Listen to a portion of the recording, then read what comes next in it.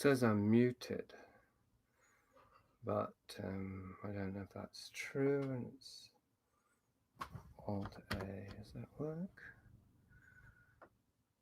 How can I tell if I'm muted? I don't know why I would be.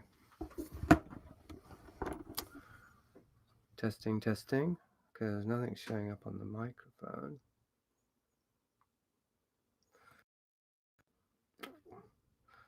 Is it because I'm in Zoom, perhaps?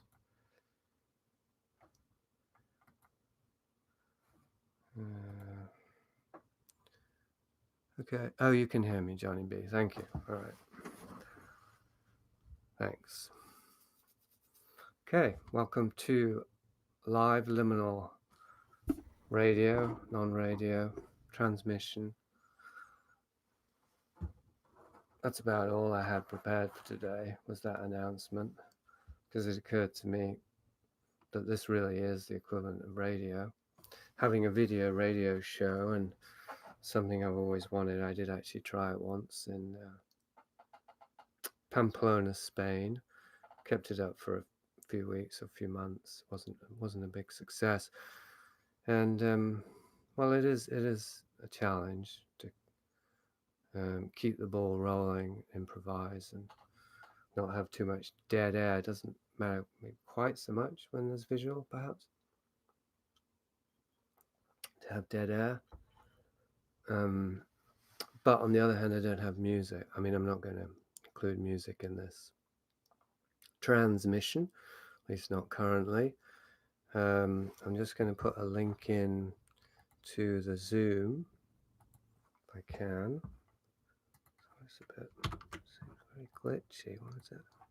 Not now.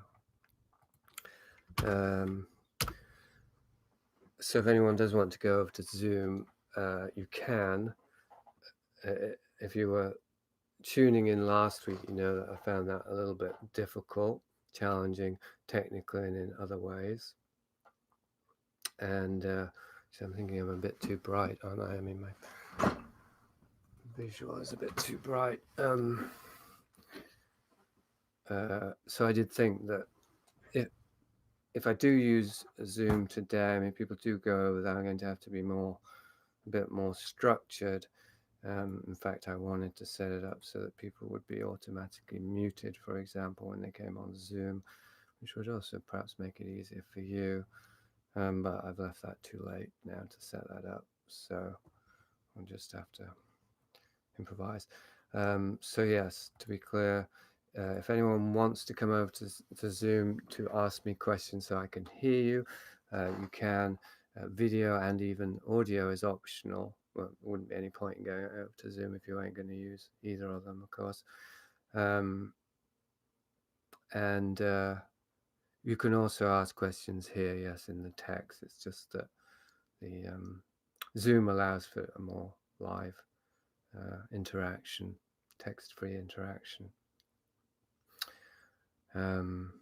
But yes, I would say to keep it to questions for now, because last week my experience was it was a bit overwhelming, or it was definitely overwhelming for me, trying to have a one-to-one interaction or conversation with somebody while aware of an invisible audience that was, well, wanting to be included also. Well, was included, whether it wanted to be. I mean, obviously it wanted to be because you were there. And so I guess I'll begin with that about last week, how I feel about last week now. And for those who weren't there, I won't go into what happened, but what I experienced and what I talked about last week was that I came out of the flow and felt that I had gone very much into my persona for a large chunk of the meeting, and I only really acknowledged it after quite a long period, about 20 minutes or half an hour or something like that. It felt long anyway, that I wasn't really enjoying myself for quite a long period, even though I was kept talking and I was making points and I was being coherent, but I was struggling. And eventually I stopped. struggling, and just said, well, hey, something's going on here, and I asked people if they'd noticed and so on. And I don't think many people really did notice anyway, not consciously, but I know that everyone would have noticed at some level because they couldn't not be aware of it. But what's interesting to me about it was that, in a certain sense, I wasn't aware of it. Clearly, I was aware that I was not enjoying myself and that I was struggling. I was aware of that, acutely, in every moment. I was trying to get back to the feeling of the flow and the feeling of being just naturally expressing what I had in me to express. But of course, well, it doesn't work. It didn't work. It doesn't work because I was trying. And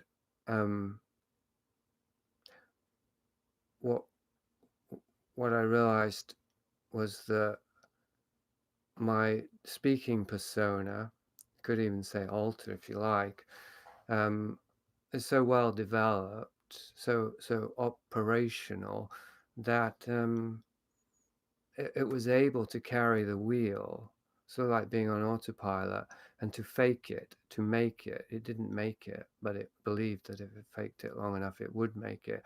And at a certain point, I just overrode that, and I said, well, no, this isn't going to work. It doesn't work for me, so it can't be working for anyone else. And I don't want it to work anyway. I mean, because the irony is it sort of worked in that hardly anyone noticed. And even I spoke to Gib about it on our weekly meet that sometimes becomes a podcast, and Gibbs probably listening today, don't know. And he said even he didn't really notice, and then I realized, well, in a certain sense, I didn't notice. It's the thing.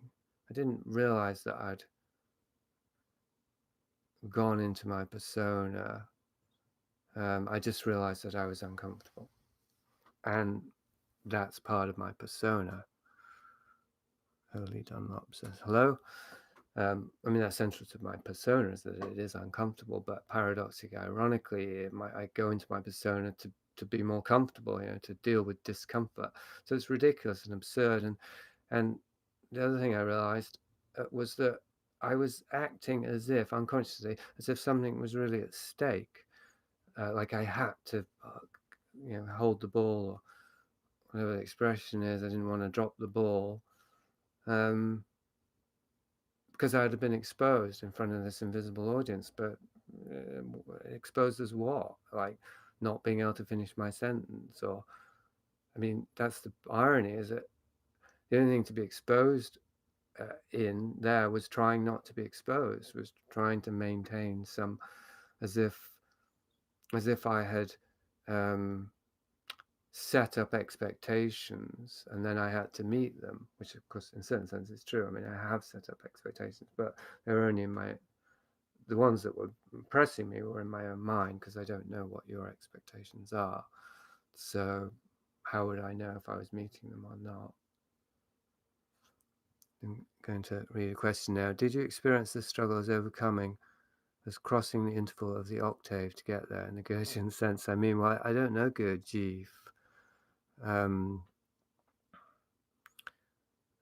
I know of him, of course, and I've written about him in a sort of parapolitical sense or sociological sense. But just going to lift the camera up slightly.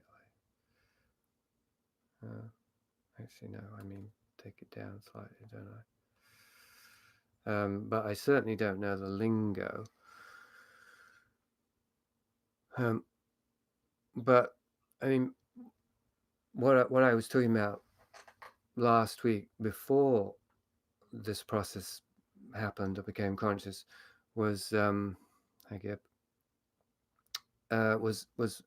experience in my face, and how when I'm speaking, become aware, digression here, by watching my video conversation with Gib, that when I'm thinking a lot, I tend to look up, and it's like I'm reading a script, and a lot of people do this. And apparently my wife is telling me that the police know this, and they use this, not just police, but interrogators, to tell if somebody's lying, because if you look to to one side, I think she said the left, then you're checking your memory, and if you look to your right, you're referring to your imagination, left and right brain, let's say. It could be reversed, of course. And so they use this to tell if somebody's making something up or if they're just trying to remember. And she pointed out that when I do this, I actually scan.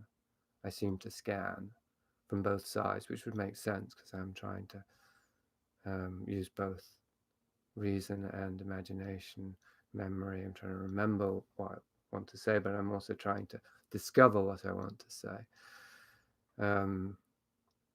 But I decided or felt I really don't want to be doing that, especially if I'm talking to Gib or whoever. If I'm talking to somebody, why am I not just staying in the moment with them? Why am I looking at my internal monitor for the script? Kate says there is automatic talking and there is a totally different quality, which is being in the body while talking. Yes, exactly. That's exactly what I mean. And it's odd, isn't it? Ironic, because automatic talking, as you call it, which is referring to the script, isn't automatic. It's delayed. Well, it's automated, I suppose. But I think of automatic as natural, and whereas, or at least immediate. Whereas actually, one has to pause, come out of the moment, and go into the mind, read the script, come back, relay it, as opposed to speaking as a bodily expression, where an energy is emerging into articulation, is articulating through the body, and then the words are sort of crusted around the energy, and the words are always surprising. I'm now looking at the camera, which feels kind of weird, but it's a bit better than looking at myself, which is obviously a recipe for narcissism.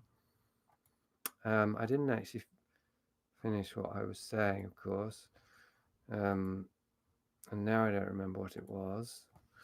Which happens to David Sean a lot. He often asks people to prompt him. I was talking about that whole looking at the camera thing was a digression, or reading the script was a digression.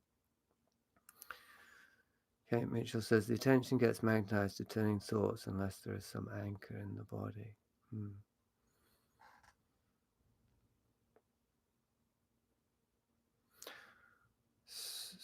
So that's a thing to remember for me, as speaking publicly like this, is that the body is always there as an anchor to refer to and return to if I stray from it, which is not optimal. And the being in the body is much more essential to this transmission than speaking. So if I speak,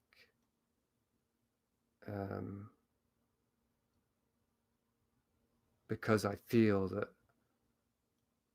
the transmission will collapse without my articulation, then the transmission collapses, because then I start to speak compulsively, automatically. The anchor is sensation. I think so, but I also think it's subtle and sensation, and that sensation is the closest generally we can get to experiencing it, to noticing an experience of it. So I think that to a large extent we only notice what we can formulate with our minds and even turn into language, which is crazy if you think about it, really crazy. So although a sensation certainly can't be reduced to language, we can certainly notice the sensation with our minds, whereas the transmission, which I'm hesitant about using the word because it's used by Dave, but I think it's suitable for myself also, it's not reduced to, it's not limited to sensation. Laboratorium Stanley sounds a bit like eurythmy from Steiner schools too. Yes, I don't know all this jargon. So there's 9 people. I think that means 8. That means there's but roughly the same as the last 2 times. Interesting. I wonder if it's the same, roughly, 8 or 9 people.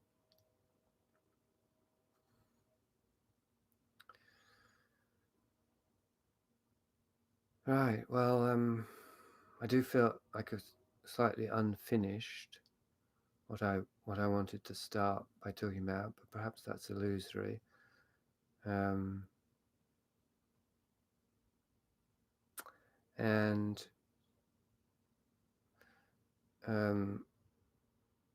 there are a few. I mean, there seems like quite a lot of things that have been moving around for me. I don't know. Well, conceptually, let's say at a conceptual level, there's definitely things that have been coming up that could form a basis for talking. But I said moving around because what's really happening is, I suppose, is energetic. There's something's moving around energetically. And anyway, so there's been a lot of that in the last week and days leading up to this. So as a result, there's been various things that I've hoped would come up today. And if I had been more disciplined, I would have taken some notes and be referring to the notes. But on the other hand, I did feel that what I'd learned last week was very valuable in terms of what I've already said, and so it kind of makes sense for me to show up today without notes, without a script, and without any specific focus, so that I can test that new awareness of just being in front of an audience, which feels weird saying that, but I don't know what else to call you people listening. You can tell me what you like to be called if you want. Eckhart Troll, what do you think of all these mass shootings, Vegas, etc., staged Masonic theatre? Is there a noble cause for activism around any of the parapolitical chicanery, or has it all become a cult of truth?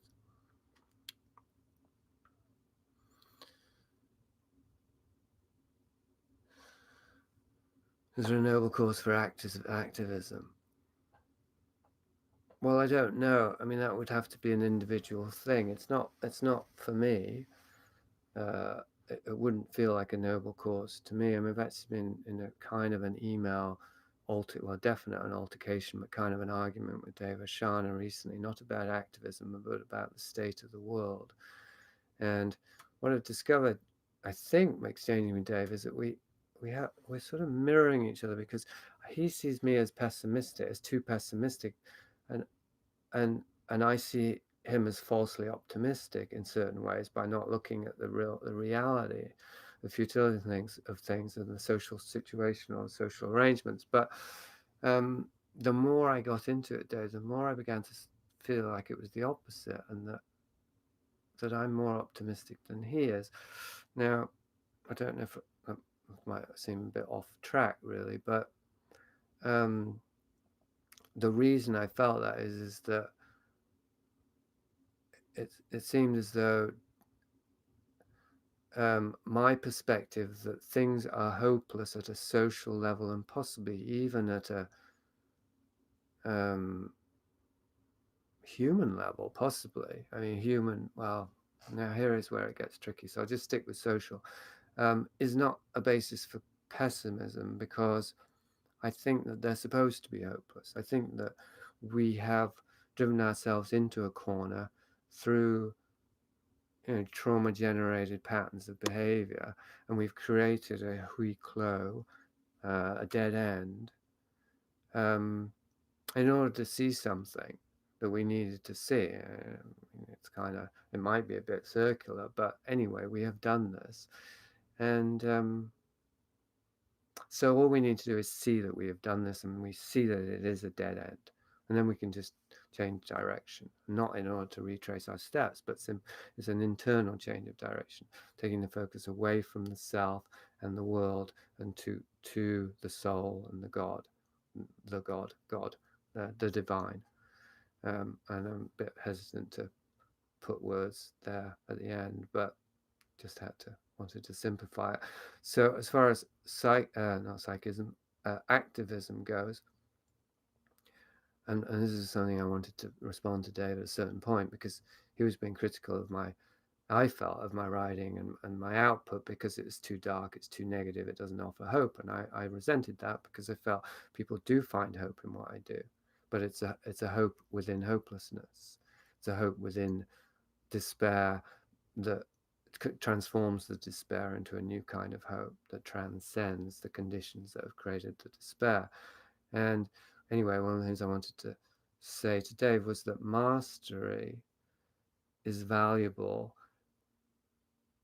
regardless of what one is mastering. Now, one could say, oh, mastering, there are destructive activities that one wouldn't want to master, but I wouldn't include those as that wouldn't be mastery. That would be self-indulgence. But there are disciplines that are part of human existence and communication and living together and interaction. And one of those is writing. And if I master writing, even though I might know that writing in itself has no inherent value outside of connecting to souls, thereby, just as talking language itself has no inherent meaning, except so far as it is, understood by others, it communicates things to others. Nonetheless, the act of mastering writing over decades can lead to, allow for, be congruent with self-mastery, to use that term, or a mastering of navigating the material realm of incarnation, becoming fully embodied, back to the voice that is sourced in the body. So I would say this about activism. Activism could be mastered. After all, I mean, the kind of writing I write is activist writing, and to a certain degree, it's not promoting the idea of revolt or anything like that. On the contrary, but it is a call to be more active in our lives and in our examinations and our awareness. Absolutely. So hopefully that answers the question, because there's a whole bunch more come up. Maybe good old war protesting, lots of rabbit holes. Whatever it is, I mean, it could be anything, I think, in that regard. Cog. I think it is being intentionally engineered with psychiatric drugs. Eckhart Tolle, calling out truth scam artists seem to be popular today. I have to watch out for that, and it might become fashionable. The mass killings. I know inner work is the most important, leading by example, maybe the outward activism I'm looking for. Presence is what is needed. I went out of focus. I read that. Right, so Laboratorium Stanley, I'd say your work or life story arc so far reveals hope in the world, whether you personally have hope currently or not. Well, I live in hope, so there you go. It's an absolute material reality for me, hope. And I think hope should be practical.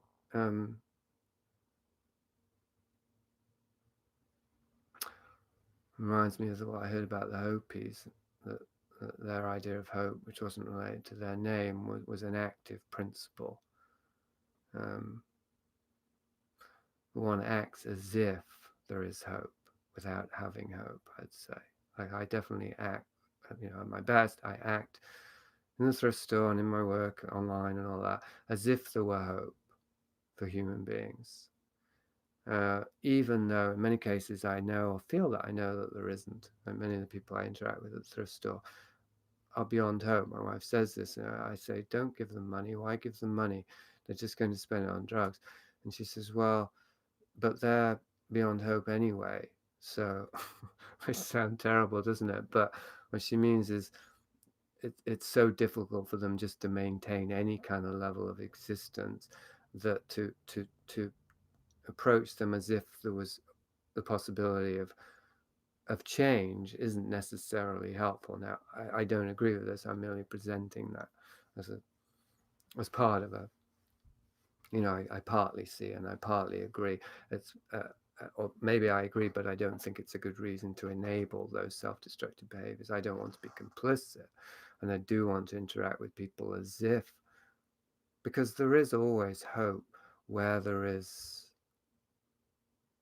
life in the sense of life force, in the sense of the soul, like where there is soul, where there is an element that transcends the physical and even the temporal, then there is always hope, because we don't know what the limits are for that principle. I would say there are no limits. I know something else I wanted to say that was relevant to sort of general reintroduction of this transmission hour or two, and this is also inspired by my conversation with Gib. Spending time on the internet is not a healthy pastime. I spend half my life on the internet, almost literally, but I do feel, I mean, I enjoy it immensely, and I think that I hope that is enough to not compensate but counteract the negative effects of being on the internet, of being not just dependent, but interacting with technology that's reinforcing a sort of simulacra experience of ourselves and of reality, and that the consequences for others is also compensatory, and so I continue to do it, but I'm also encouraging others to do, like now. I mean, people here, you might be going for a walk, you might be making love with your partner, you might be cooking, you might be any number of things that would be more physically embodied and more nourishing for your health than sitting at or near a computer listening to some guy talk. So then it's very important to me that if I'm going to do these things, that they really are worth your time and energy and mine, obviously. And so that's what's at stake. There is something at stake, but it certainly isn't my image or my reputation, my self-image. Eckhart Tolle, an open dialogue, cyber truth, a circle chat like this with the likes of you, Paul Levy, and Rupert Sheldrake would be great. Well, I don't want to be one of those calling out truth scam artists people today. Well, I might get to that because there is something topical came up, but those aren't two people I would really want to talk with. I did talk to Paul Levy, and I didn't really enjoy it. I felt like he was doing the thing that I busted myself for doing last time. And Rupert Sheldrake, I kind of like him, but no, like it's the best gauge, and this is what I always practice with the podcast. At least I always try to. I'm not saying I have every time, but who I talk to is definitely not based on their ideas, their intelligence, their knowledge base. It's based on their voice and their, as far as I can gauge it, which obviously is limited, their degree of authenticity, of presence. How present are they when they're speaking? Now, there are other factors, of course. I don't just go around looking for people I think are present, because there's all kinds of people who are just kind of natural in themselves without having anything interesting to say about it, or at least that I would be able to have a conversation with them about. So obviously I'm starting with the basis of shared interest, but then I filter out all the ones, which is 9 out of 10, that don't meet my personal standard of authenticity. Now, I'm wary about actually putting in those terms because it's quite arrogant. You could just say affinity. I don't feel affinity. And so that's the case with Paul Levy. That's the case, I guess, with Rupert Sheldrake. I don't know. I mean, I'd have to speak to him. I don't feel disaffinity with Sheldrake. But I definitely didn't feel And then there's someone like Gabor Mate, who I did try to contact recently. I got an automatic response because his name's been coming a lot more. I don't feel affinity with Mate, but he seems all right, and his area of interest is so close to mine. So there are times where I just want to get someone on the podcast actually to interview them, really. And Doug Ballantyne, who, by the way, has not responded to my last email, even though we were trying to set up a dialogue. I felt he was pretty resistant, actually. And my last email was, well, his last was, no, those times don't work. And my last was, well, just tell me sometimes and I'll reshuffle. And he didn't respond to that. Hasn't so far. So, and he's an example of someone that there was no sense of affinity, but I really just wanted to kind of mine him for his knowledge so that it would then get passed on to other people without them having to read the books, essentially.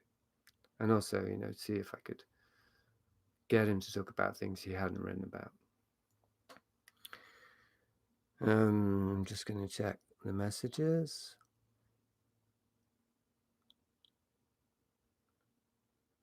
We need you back, not on red ice. Not sure exactly what that means. I like the young lens. I thought about whether I would go on red ice if they ever asked, and I don't know. So I have a general thing of going where I'm invited. It's sort of, it's not the opposite of the vampire thing, but it's and sort of complementary. Vampire can only go where he's invited. I can go where I'm not invited. I prefer not to, but I have a thing where if I'm invited, I feel I should go. Probably because I get so few invitations, actually. Desperate. I'm a desperate man. Identifying with the story as a state of sleep. Only one narrative argues with another, yet neither are present. Resistance is futile, says Zero Jones. Joe from the Carolina is a great host. Don't know who that is. Have you read the book The Fabians by Norman and Jean Mackenzie? I have not. I haven't even heard of it, actually. So yesterday, anyway, to just continue the babble, people have been asking for me. That's unusual. Maybe something's changing. Yesterday I watched a movie called Under the Silver Lake. Now, has anyone seen this movie? Because it is a movie that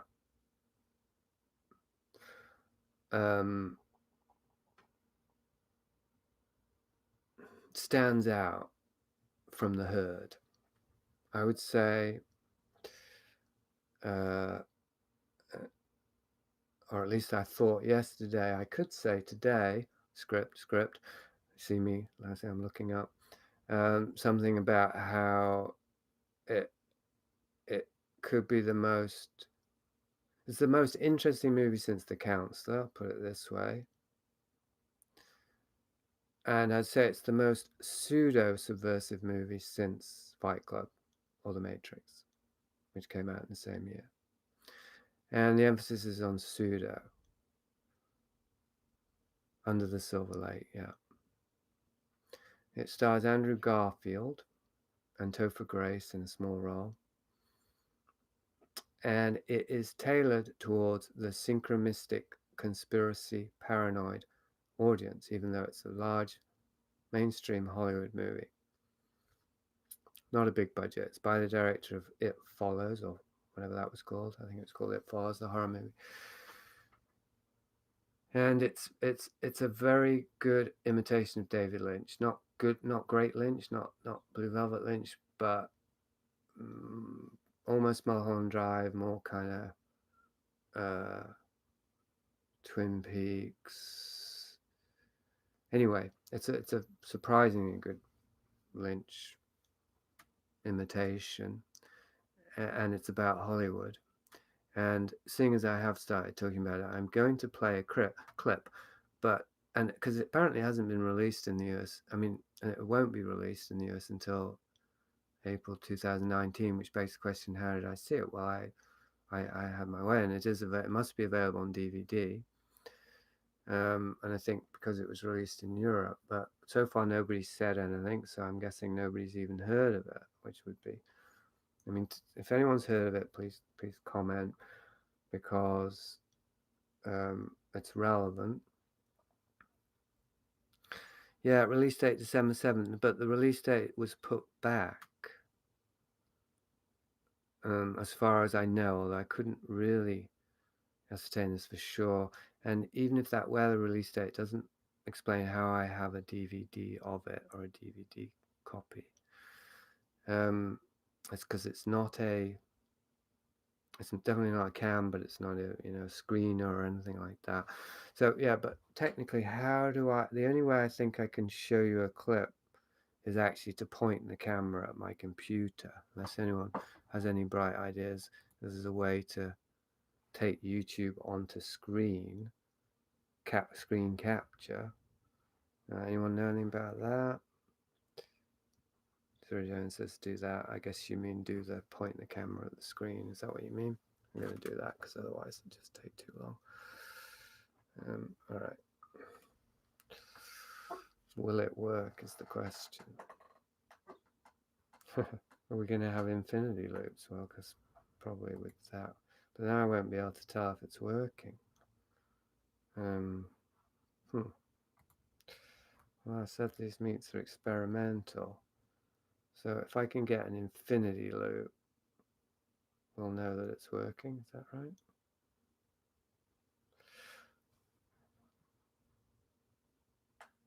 I think. All right. So what I'll do is I'll do a test. I'll play it for about 30 seconds, and then and if you comment, then I will know if it's working. I'm going to do it to get far enough away. Doesn't seem like the focus is going to be good though, does it? I guess I should have thought this through. Oh, look, there we have focus. Okay, here we go. You know this girl? Oh, isn't she pretty? Earth angel, Earth angel. She was killed. Oh, won't you be mine? Wow. Along with Jefferson Sevens, but I think you already knew that. Huh? No, I did not. I don't care what's fashionable or cool. It's all silly and it's all meaningless. I created so many of the things that you care about. The songs that give your life purpose and joy. When you were 15 and rebelling, you were rebelling to my music. Uh-oh. That's one you know. That song was not written on distorted guitar. No.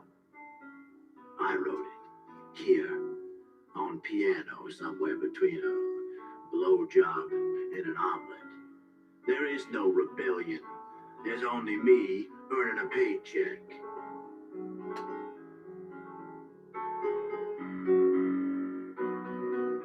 I don't believe you. Well, good. Because the real message was not meant for you. So it's better if you just smile and you dance and you enjoy the melody. Because this ugly old man, me, I am the voice of your generation. Your grandparents, your parents, and all the young people that follow you. I love rock and roll. Drop another dime in the jukebox, baby. Oh, look at you. Everything that you hoped for, that you dreamed about being a part of, is a fabrication. Your art, your writing, your culture is the shell of other men's ambitions, ambitions beyond what you will ever understand.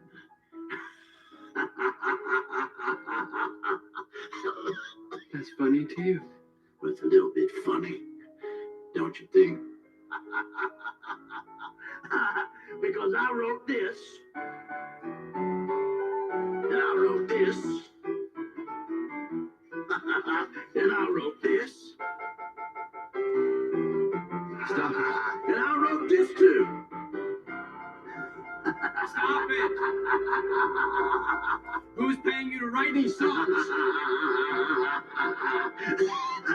Who's paying you to write these songs? All right, I don't know if that was watchable. At least you would have heard it, I assume. I hope. Nobody commented. Okay. Yeah, right. So, yeah, what do you all make of that? Exactly.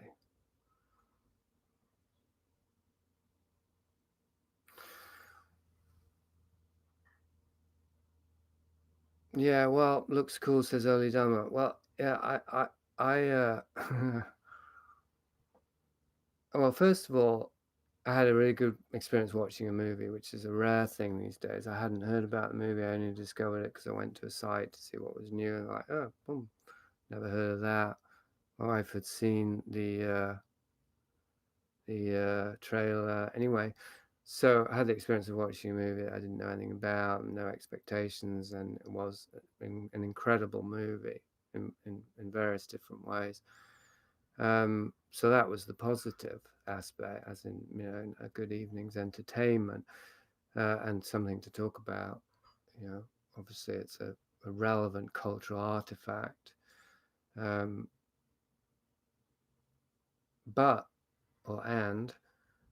it left me feeling very disturbed.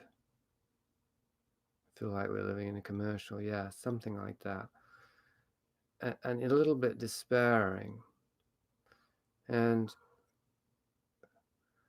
one of the things I said to my wife right away about this was that, well, first of all, I said it's like a mutating virus that has to keep adapting itself so the host won't recognize it and flush it out.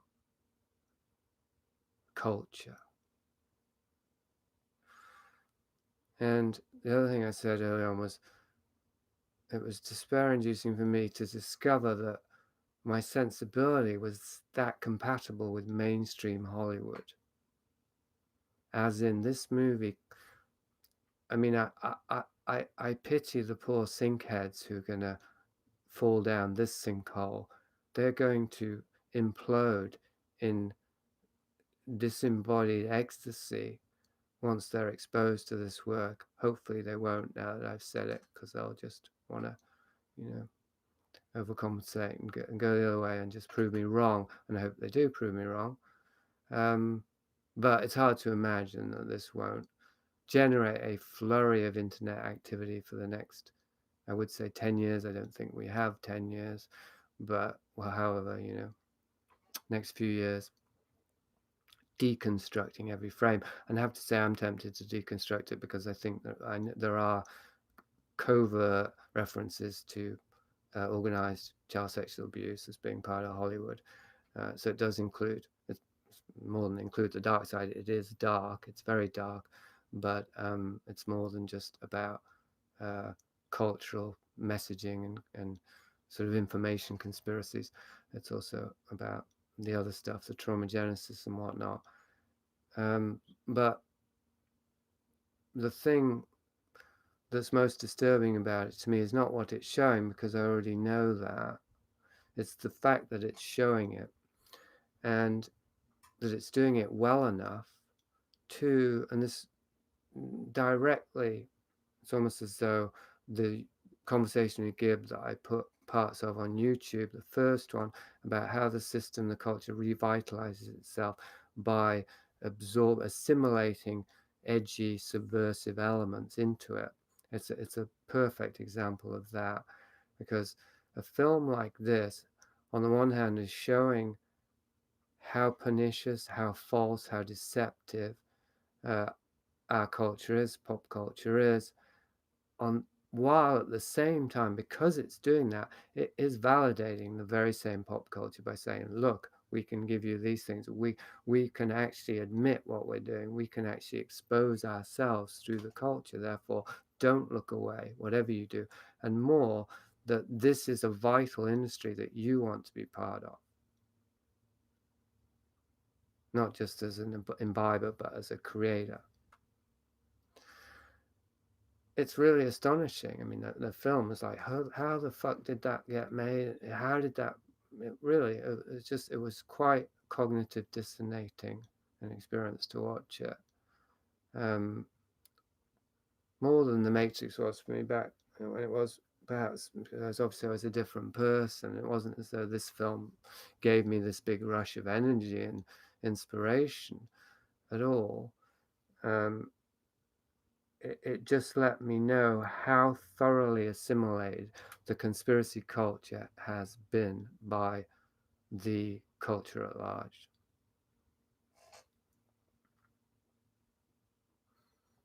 Okay, I was just reading the comments. But I need to back up, actually, don't I? I feel like I'm living in a science fiction script. See, which is what the film's sort of about.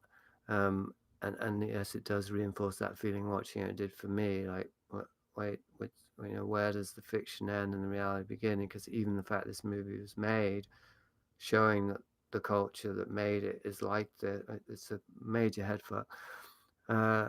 Laboratorium Stanley, the really wide shot is nice, and Barry Lyndon, the shot with the reflection in the piano is nice, but it seems the usual revelation of the meta plot. Give Up movie version was similar. I don't think there's anything usual about this movie. I mean, I didn't see The Giver, but I wouldn't say it's the usual. I mean, yes, perhaps in the sort of wider sense, yeah, revelation method, but this is the revelation of the method. I mean, it's one step up or down, I think. I mean, would you really expect a character who resembles Johnny Cash talking like Jan Irvin to the Hollywood A-lister who plays Spider-Man about how all of our youth culture was created, was Theodore Adorno, isn't it? By the Tavistock Institute. I would not have expected that quite so soon. I could see that. I predicted that coming in the years, but I didn't realize it was here already. Anyway, script written by H.G. Wells. Now I will start co-writing my own script. Exactly. I mean, maybe that was a response to my comment, but I don't think so. I think that was before I made the point about how it would inspire new generations to want to be filmmakers. We need to program right ourselves. Gibbs says supports our talk about movies looking to internet conspiracy culture. Exactly that. Yeah. I mean, it was really very apparent. And I looked at the reviews, and there's been a lot of reviews considering it hasn't been released in the US yet, if it hasn't, on Rotten Tomatoes, 40 some reviews.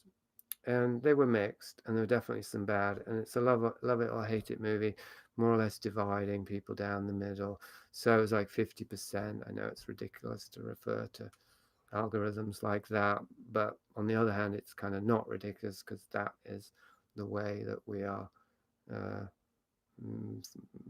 using, or the way we use internet media technologies as a reference point, cultural reference point now. So anyway, point being that it's one of the some of the reviews seem to be saying that, well, this movie misses the mark, and this is why, and this is how. One of them, for example, saying that the character is totally unsympathetic, which is, I suppose, true, but I didn't even really notice, because it's not that kind of movie, and the audience it's aimed at is not that kind of audience. They could care less whether the character is politically correct, for fuck's sake.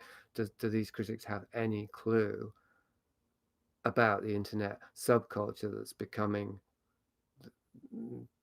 incorporated into the culture, thereby transforming, not really transforming, mutating the culture, bringing it more and more in line with the superculture, so that the superculture can reveal itself, which must be an end times game, an end game scenario.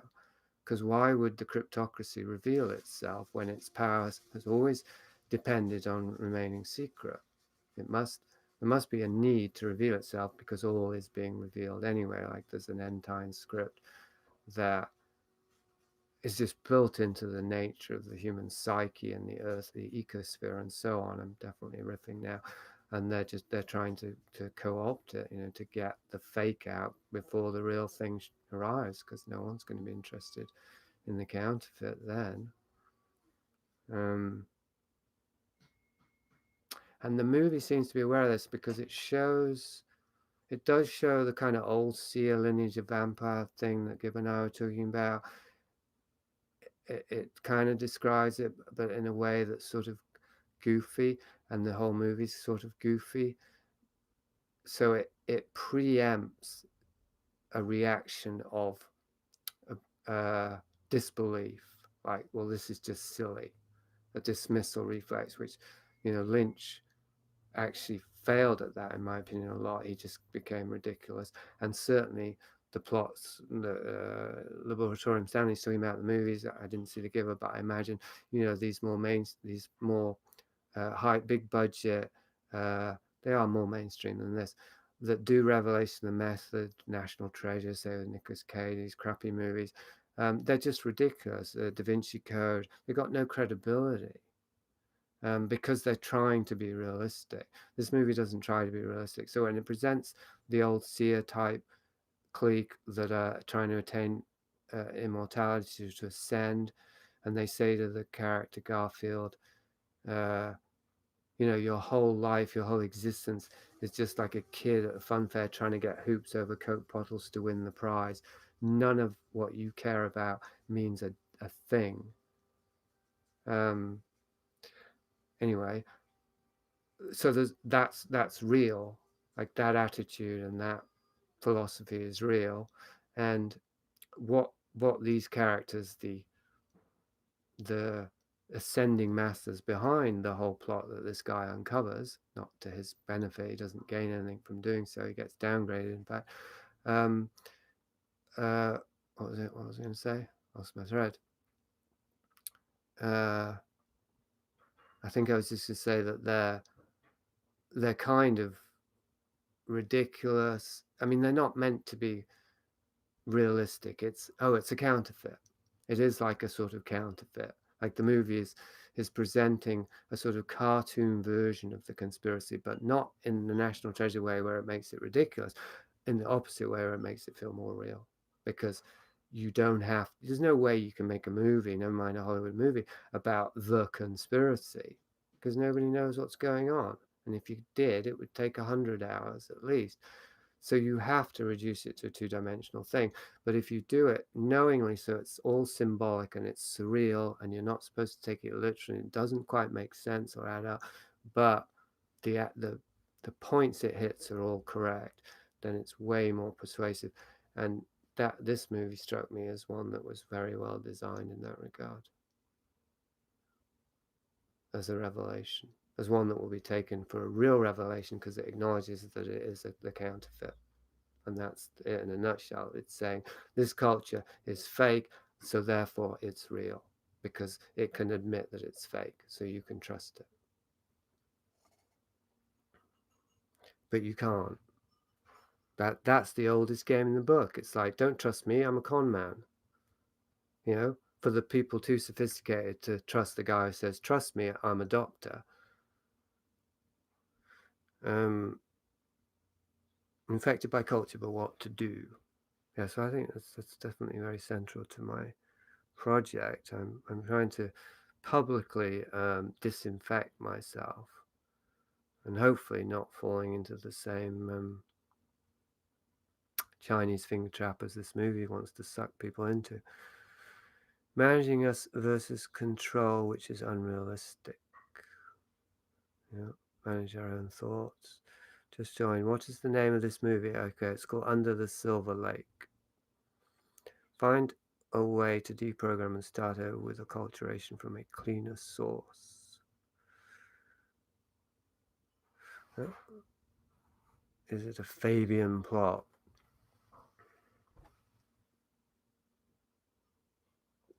So there's now 13 of us. I will resist the desire to make non-pop cultural references there.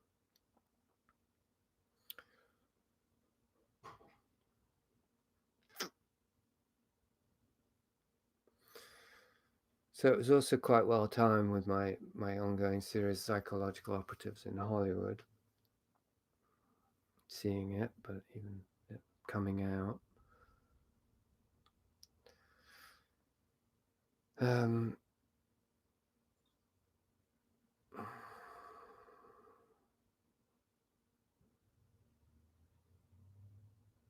I feel there's a sort of feeding frenzy of culture and culture addicts, and we're all part of it. This internet feeding frenzy, it's all part of the culture of outrage as well. That's kind of another layer of it,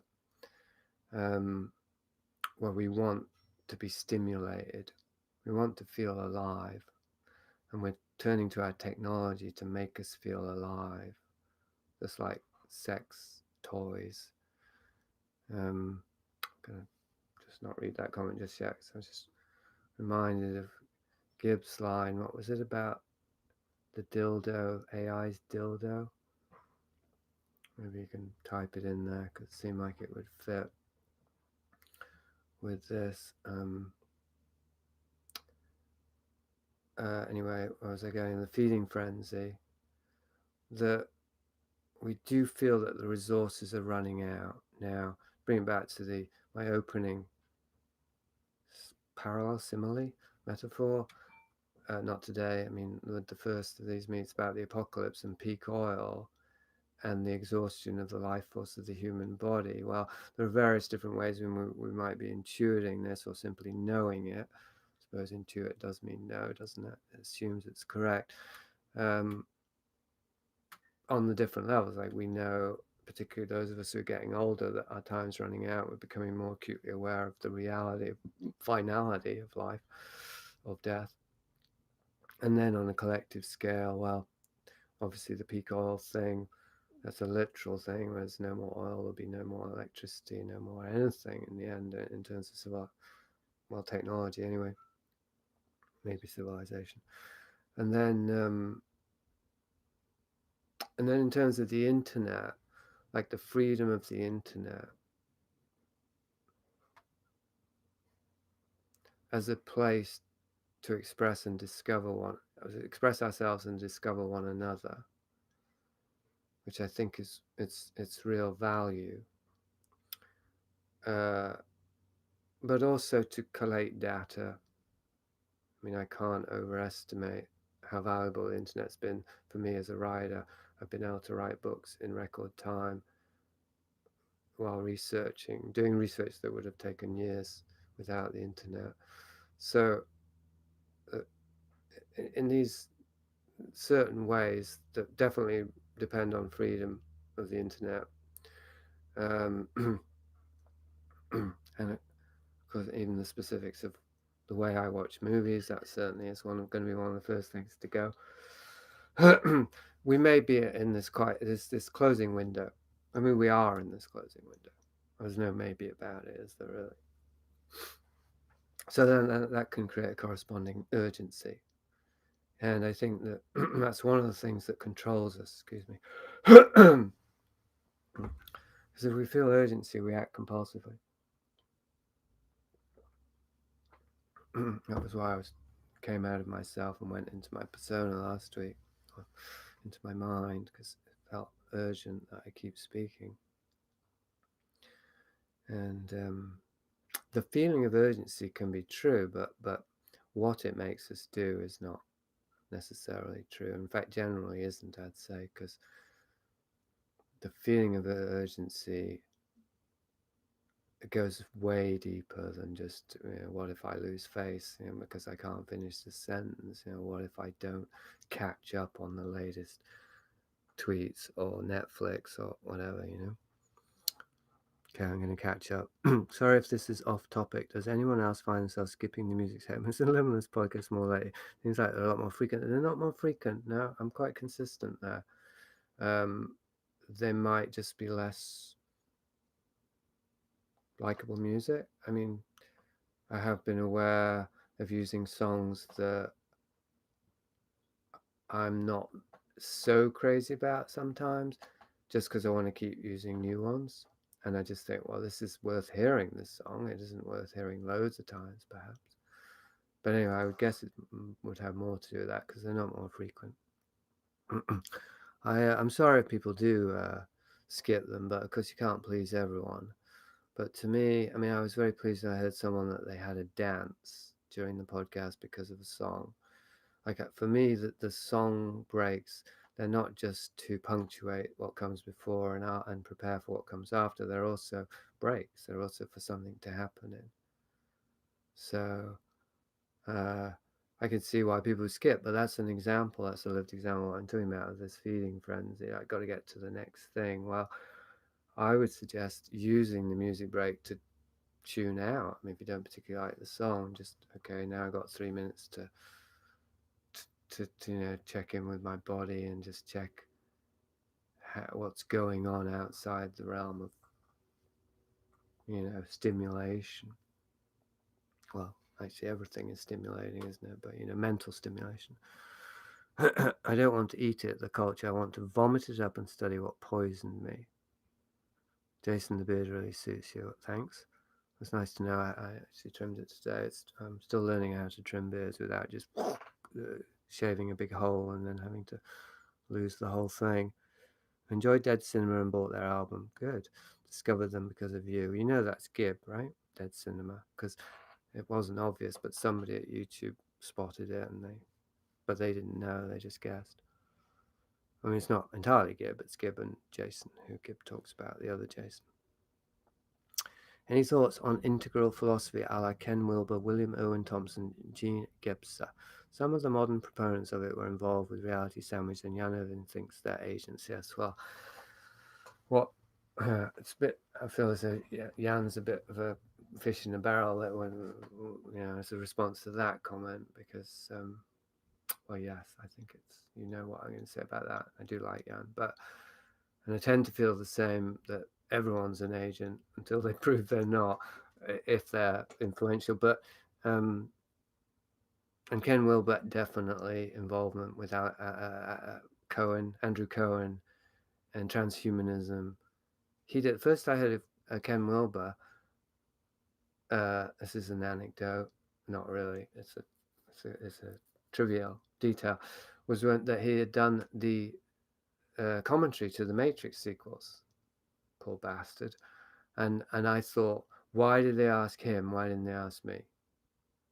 The bastard. And I didn't even know who he is, which is why I thought that. Who's this guy? I've never heard of him. He's just a writer. Why didn't they ask me?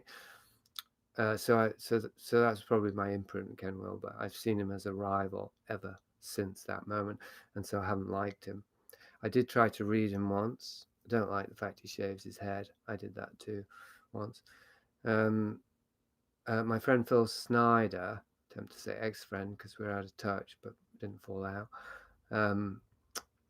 His response to Ken Wilber I thought was good, but it's just, how the fuck does this guy know so much? Like, he tried to read Ken Wilber, and it's like he's trying to explain everything, and he was just like, well, how do you know this? And that's my general fear about Ken Wilber. He's creating systems of knowledge, and that's the last thing we need. That's why, I mean, I got a pressure on my head when I said that, and I was thinking about Gurdjieff and about making a comment about the jargon questions on the thread, as in questions that refer to systems of knowledge, whether they name the proponent or not. There was Steiner on there too. And I don't know if the pressure on my head was because of the system of knowledge is oppressive or whatever, or caused that, or because I didn't want to offend anyone by saying, hey, don't hit me with jargon sourced in systems of knowledge because you won't get very far, whatever. Felt it again there. Yeah, it's like I don't want to take an attitude, not because I want to be liked, but because it's not necessary. Doesn't need to be an attitude, I don't think, but it's my diagnosis, let's say, that systems of knowledge tend to be created by people who need to create systems of knowledge, and they're crucial fictions.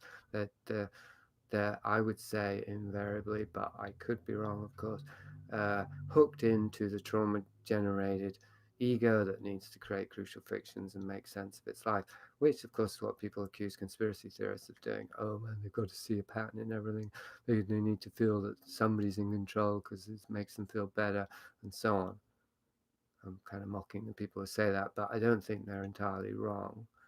Crucial conspiracy theories are part of people's crucial fiction, of course, how they assemble them. But conspiracy theories don't necessarily do that, or people who explore conspiracies don't necessarily make theories, and even if they do, they don't necessarily do it that way. They might really just be trying to work out what the fuck is going on, which isn't the same as trying to turn it into a system. Having said that, I do try that with conspiracy. I have to fess up. I do try and find unified principles at play. And I do think there's something in me that's compulsive there that identifies with problem solving and being the guy who will solve everything, which is kind of what this movie Under Silver Lake is about. And it does, it references that the drive of the conspiracy theory to expose, to find out what's going on. But again, it's done quite archetypally and two-dimensionally, not that they're synonymous, but they tend to be similar, which makes it more effective because he's trying to find a girl that came on to him and postponed their sex and then disappeared. So it was coitus interruptus or foreplay interruptus. He never got to bed the babe. She just gets snatched away, and so everything is driven by a desire to find her. And that seems, I guess that relates to crucial fiction, that we have this basic need that gets, I don't know if co-opted is the word, but anyway, it gets channeled into these more sophisticated versions that we sort of spiritualize them or philosophize them into something that isn't just simply we want to get laid, which is simply we want to be loved, we want to feel loved, we want to be a loving experience of being with the other. And of course, what's underneath that and why it's always so counterproductive, self-sabotaging is that we have early imprints of trauma that make us push away the very thing that we're trying to get, which he does in the film, essentially. Although not really the girl, because she's just gone to him anyway. But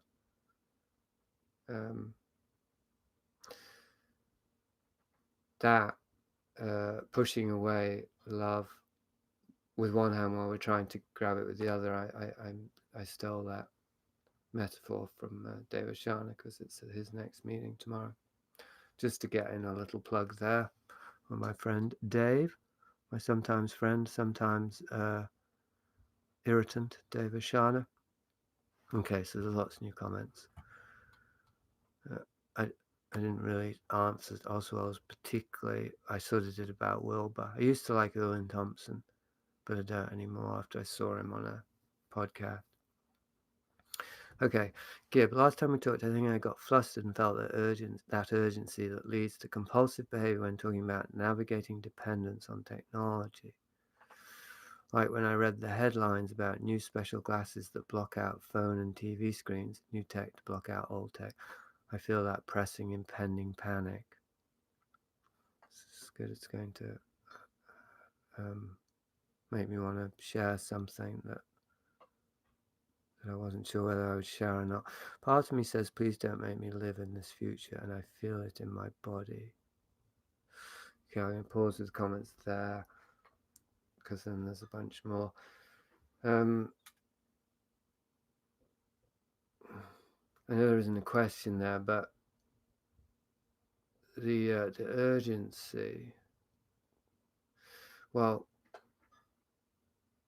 last week somebody asked me to define enlightenment,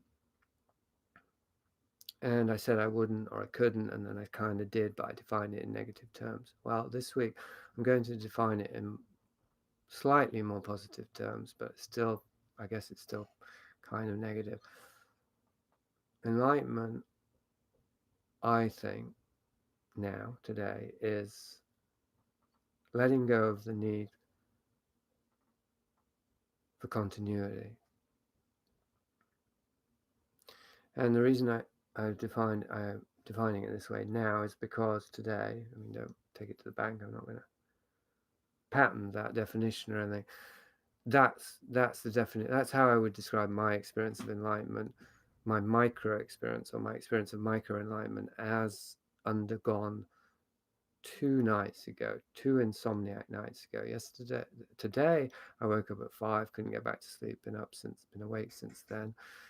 The night before, I woke up at 3, and I was from this kind of nightmare dream, which I won't go into, and I couldn't sleep for several hours. And during that period of not being able to sleep, I had the experience that led to that insight. And the insight wasn't really that valuable. Like I said, I've just given you a definition. What are you going to do with it? I brought it up because it relates to this feeling of urgency, which is the need for continuity, to always catch up, bring things into the present, or is it into the future? But my experience was of not quite falling asleep, but in that period where I know I'll be falling asleep soon, and I became aware of something I've been aware of before, perhaps many times, that my mind was pursuing some train of thought. Obviously, I'm aware of that all the time, but I mean, I became aware, because sleep was coming, that it was getting harder to stay on track, and I felt myself losing the train of thought. And so then I experienced the familiar feeling of trying to capture the train of thought again, get back on the train and see where it was going. And then I had the experience of something intervening, or something coming into awareness, or some aspect of my awareness that didn't want to do that, wasn't interested, didn't matter. Well, let it go. And that doesn't sound like a big thing. Well, it wasn't a big thing, but it wasn't a philosophical, oh, it doesn't matter. It was more of a visceral sense of, over here is where you're going, you're falling asleep, and over here there are no trains of thought, and even if there are, the one that you're on now is not going to be one of them. And there's just countless more. I mean, I'm all interpreting this now. It wasn't that interpreted. The feeling was a feeling of freedom and of peace. Yes, there's no need for continuity. There's no need to keep picking up the dropped stitches, the thoughts that I hadn't finished.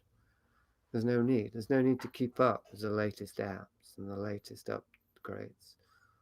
We can't, it's impossible to keep up now. I mean, we can't even keep up with our own minds and our own fears and so on. And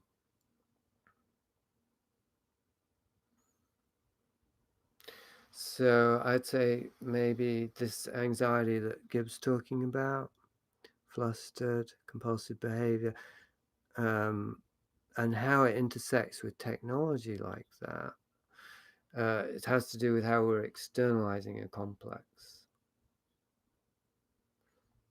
So we're creating technology that allows us to access stuff more quickly and rapidly. But what are we accessing? We're just accessing the stuff that the technology creates for us to access by becoming ever and ever faster. And the faster it gets, the more quickly we can access what it provides, the more it's providing for us to access. So we can never catch up with it.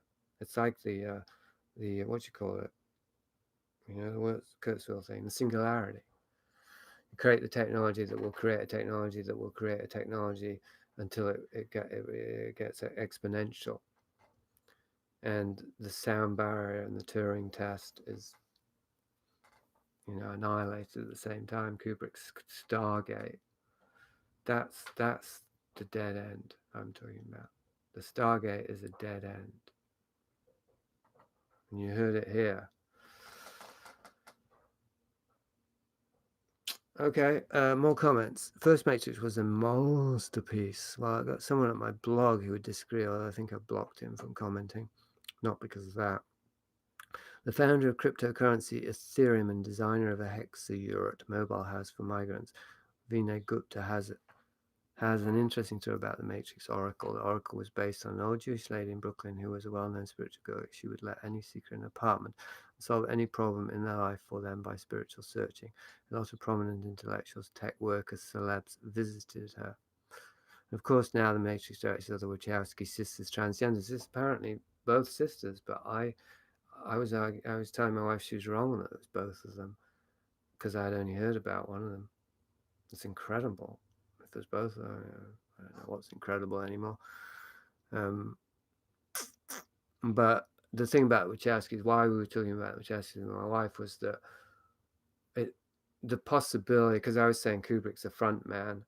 Oh, well, let's consider the possibility Kubrick's just a front man, a cinematographer, and that the movies were made by committee, by team, like the works of Shakespeare in the mind of certain researchers.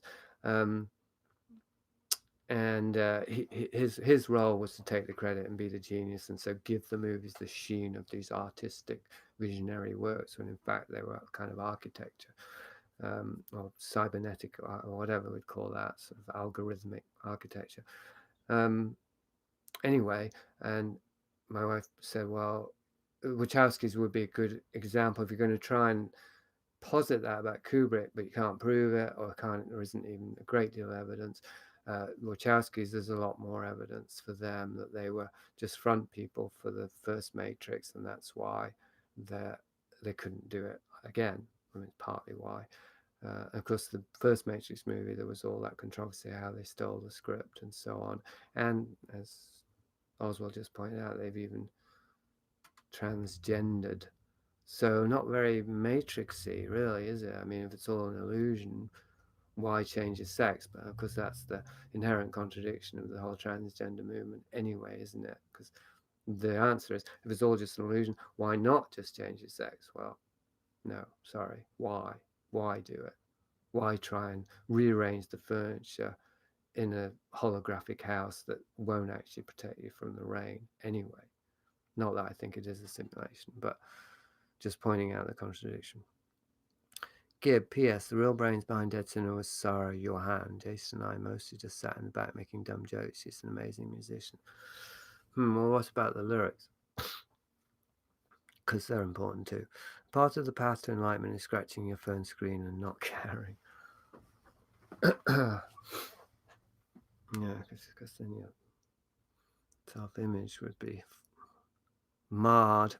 A part of the path to, oh no, I just read that. Enlightenment to me means shining my light awareness on my shadow in order to own it, incorporate it, and end the separation of selves. Be holy with a W. Matrix is meant to undermine objective reality, social engineered, the root of online conspiracy. I think the thing here is that the way to gauge, well,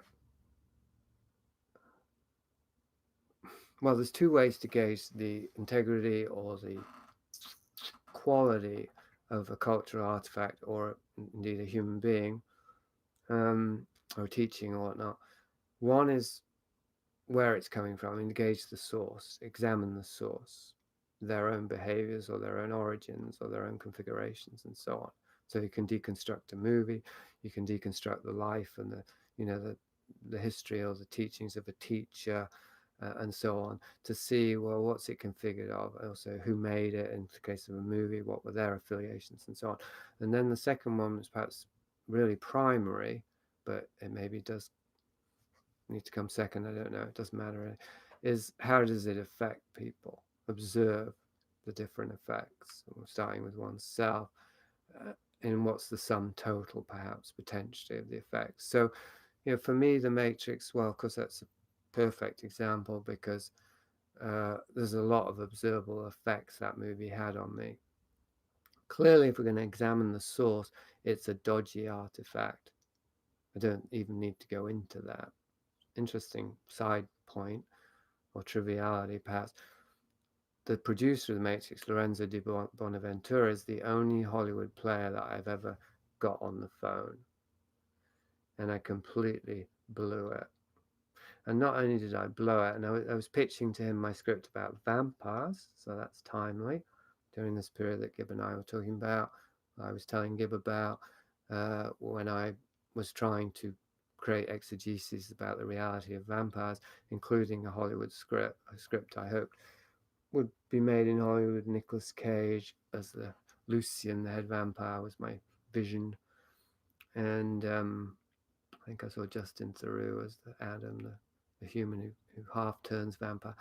Anyway, and it coincided with me managing to get Lorenzo de Bonaventura on the phone. He had by then gone on to produce a whole lot of crap, by the way, including Shooter with Mark Wahlberg, who is now thoroughly revealed as a CIA asset.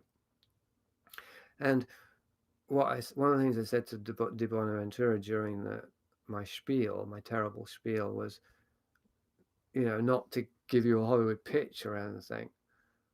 Like, I was apologizing for that I might sound like I was giving him a Hollywood pitch, and he was at least canny enough or whatever to say, Jake, there's nothing wrong with the Hollywood pitch. And really the gig was up at that point in retrospect, because I'd shown my hand, he'd shown his hand, and basically we didn't agree. Sorry, Lorenzo, there's a fuck of a lot wrong with the Hollywood pitch and with Hollywood, and I don't know why the fuck I'm trying to pitch something to you, because, well, ... you're probably one of these vampires, or you're part of the lineage of vampires that I want you to help me expose. Not gonna happen, is it? Not to blacken the name of Lorenzo, because I really don't know anything about him, but we know, that a viper's nest doesn't tend to have anything but vipers in it, because they don't last long. Anyway, that was a total digression. The Matrix backstory, don't need to talk about that. The effects it had on me, well, you decide. I mean, I see it now largely as a sort of instrument of my own ego inflation, and sort of rocket fuel for my crucial fiction transhumanist dream, my version of it, of becoming Lucifer and ascending, to the beyond the demiurge realm of false reality and so on. None of it a very good life path for me. It involved a lot of storming heaven, self-traumatization through psychedelics. Wouldn't blame this on the Matrix, clearly, but it definitely fed into that. So then I would tend to agree the movie was effective in magnifying or fueling that generational drive to self-engineer through trauma our own ascension. That is always going to backfire. To storm the Stargate, or to go through the Stargate, whatever, storm heaven, get sucked into the Stargate. Seems as though you can't really storm heaven. So what happens is you end up getting sucked into some black hole, bardo realm that looks like heaven. That's your consolation prize for being dumb enough to think that heaven would submit to violence and still be heaven. So where was I? Right, so, but it doesn't mean that I didn't get something good from the Matrix. So it did help me to see something. So there's that. Like, even the most pernicious artifact can be useful for understanding something. Why not? Malice in the kibble. But I think that the important thing, or the essential thing in existence in navigating the world and culture, is discerning the evidence of something that can't be co-opted, that can still be delivered through corporate media. Like it's not as though it's either or. And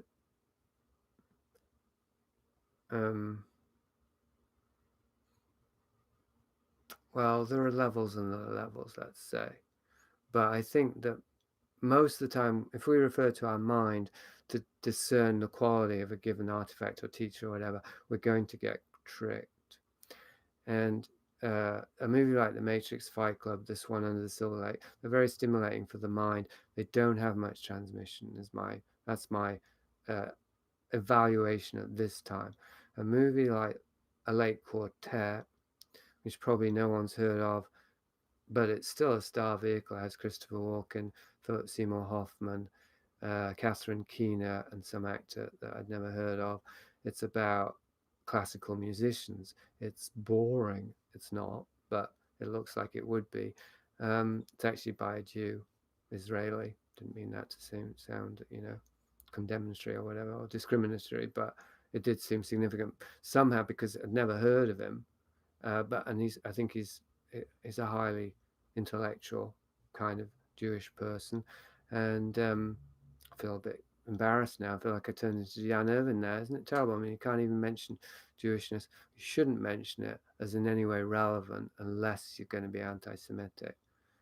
And maybe there's some truth in that. I think it might have been a slightly anti-Semitic comment in a way, but it was partly because it's a bit mysterious to me who this guy is, how he got to make this movie with these stars, why no one's heard of him. He never made another movie. Anyway, he did, and it does have transmission. It's a beautiful movie, I think. Hopefully that cancels out any anti-Semitism in Jew. It's a beautiful Jewish movie by a beautiful Jew, apparently, and it wasn't very successful. And I think those ones slip through because actors, they need to be encouraged.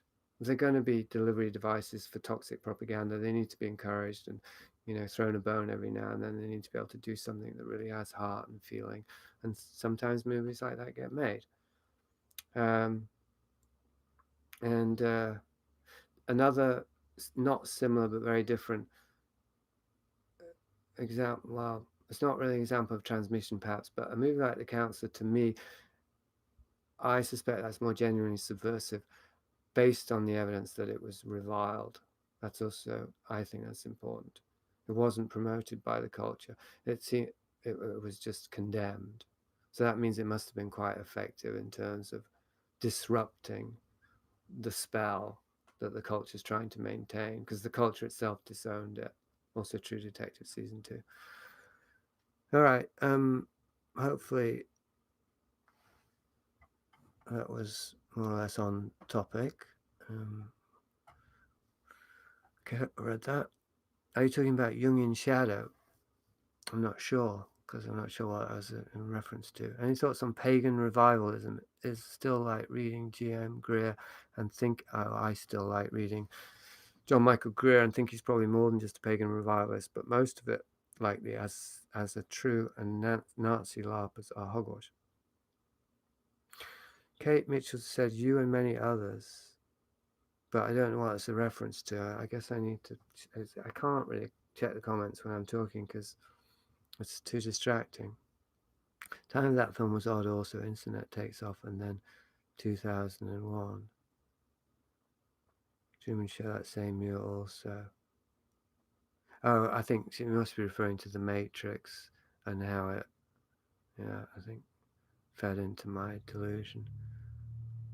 Close enough. I want to hear Jason interview Jim Carrey. That'll be the day. John Michael Greer. He came up recently because I was saying to my wife, it would be good to talk to somebody. Well, no, she suggested talking to this guy, Edward, who's commented at the blog about his past life in the occult and how he agrees with me about everything about the occult.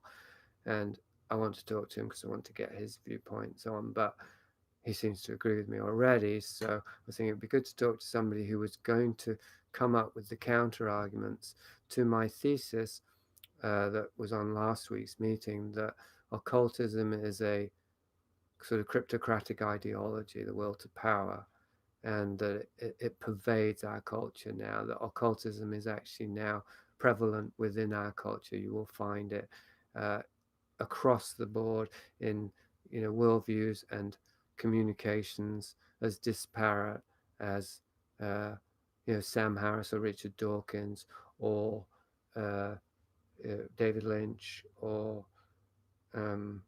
what's her name, Lady Gaga, obviously. Well, those are kind of obvious examples. I'm not talking about the symbolism or anything like that, or even all the beliefs. I'm talking about the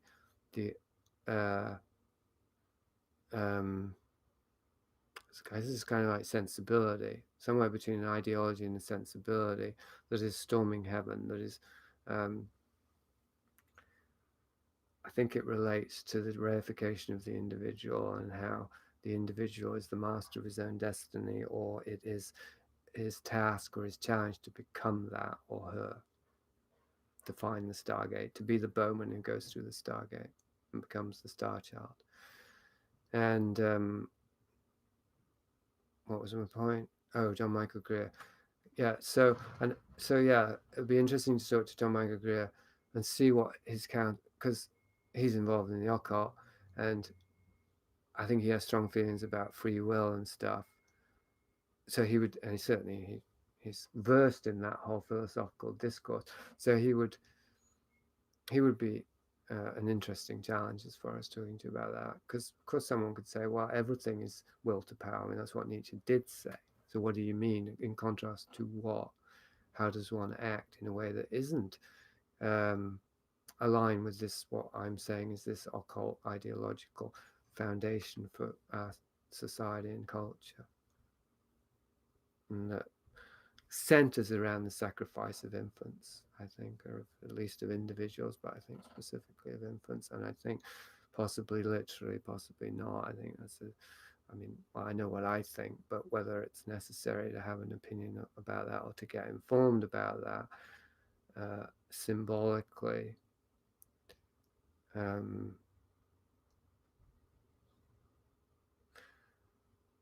the false sort of individuation that is individuation from the collective rather than individuation through the collective seems to require a sacrifice. And of course, even the maintenance of the collective, according to René Girard, requires regular ritual sacrifices. So, yeah, I have no idea what Greer would have to say about all that.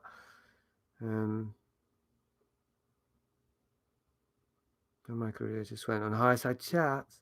I'm a bit disappointed. Yeah, no kidding. He'll give anyone an interview. Well, he didn't answer my last. I don't think it was an invite though, because I sent him Prisoner of Infinity and he never read it or he never responded to it. And I was thinking last night, because I sent Theodore Dalrymple, Vice of Kings, also he offered to review it, and he hasn't replied to my last couple of emails. So I was thinking of sending him one saying something like, they say that the best way to get rid of someone is lend them money, but maybe another way is to ask them to endorse your book. So yeah, maybe I will, or maybe I won't be so snarky. But of course, it's to do with the content of the book, I think. I mean, I say, of course, in both these cases, if sending my book is what has caused them to ignore my emails, I presume it's not just that they feel guilty that they didn't like the book or read it, but that the content of the book was threatening. I assume that based on the content of the book, because it's meant to be threatening. Yes, Roger Scruton. I did actually watch a Roger Scruton recently about beauty, and I did like it. And ironically, the reason that I had heard about him was because he's got sucked into the Me Too movement. I mean, not the movement. He's been targeted by it. What was a sidestep? I'm curious by what See Hear Sound said. Nice sidestep. I'm curious what you mean by that as a sidestep. So yeah, it's ironic. It's ironic that Scruton only got my attention, my scrutiny, because of that, because that would make me more sympathetic to him. But yeah, he seemed sound. I can see how Dalrymple would have brought him to mind if that's what inspired that comment. You're on a single channel. What do you mean? I mean, how is that a sidestep? Explain to me what's going on. Nobody showed up on Zoom, which I don't mind, by the way, but I might as well close it now. So that for nothing. This is Cardboard Psychic. Oh, hello. Right, so you're on a single channel. Hello. No, I was on Zoom. I just said that. In fact, I even typed the link in, but nobody showed up. I'm not sure how that would be a sidestep, though, in my mind. Do you pay attention to your diet much? Don't hear you talk about it often. I do pay a lot of attention to it, not necessarily in the sense that, I'm very disciplined, but I'm just very aware of it. My wife thinks I'm disciplined. I disagree. It's an ironic argument we have. I'm not disciplined. I am. I should feel guilty. No, you shouldn't. You have a really healthy diet. No, I don't. And then, of course, I criticize things she does. She's the yes cop. I'm the no cop. I mean, she's the good cop. I'm the bad cop. But we live together. So how do we work that out? So yeah, diet came out recently. I was talking to Jeff G, who's been on the podcast, former Liminalista. He would be here today, but he's working because I've had mouth ulcers quite a lot, and he said his got resolved when he changed his diet. So I asked him about that. The same things came up: gluten and dairy, and I do consume both. I don't consume much gluten as far as I know. It seems as though see hear sound is baiting me, which would be interesting if that were the case, because it would be interesting. But yeah, I mean, carry on baiting if that's what you're doing, or explain if you're not, and I'll continue saying what I was saying. Although it is of course quite distracting to be baited. That's the point.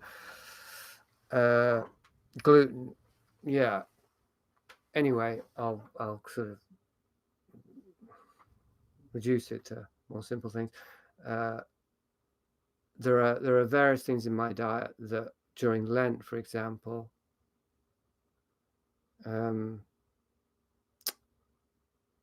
I cut out last year, and I plan to cut out this year. So there's a sugar, junk food, as in kettle crisps for me, and dairy, or at least except yogurt, which I consider as my body really likes, and bread. Right. So those are things I'm kind of aware of. I don't eat meat anymore, and that's not because I think it's particularly bad for my health, but it's more on principle. But the thing is, there's also this thing called muscle testing, which is my wife's brother was showing us how he does it with everything. I don't know if he does it every day or if he just leaves it, does it once, and then thinks it's forever. But you ask your body about certain foods, and there are different ways to do that. But the way that I was doing it recently is you hold something in your hands, and then you see if the body leans forward or backwards. If it leans forward, it's going towards the food, it likes it. If it leans backward, it doesn't. And I did this with my wife, her observing me, and so I wouldn't know what was in my hand with my eyes closed.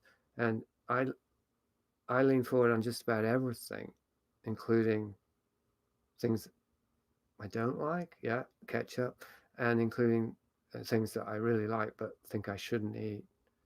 And there are a few exceptions where seem to be right, like coffee. Wait, was it coffee? Anyway, there were things that I don't like and I don't think are good for me.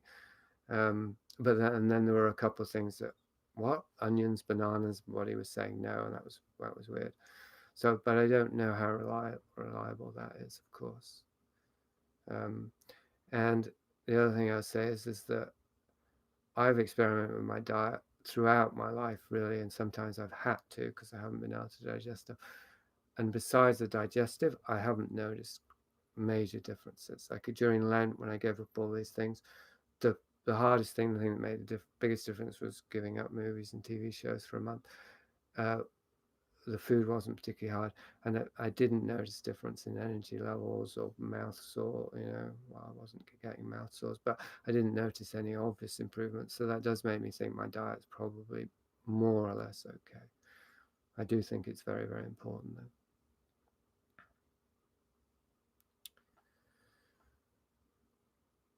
140.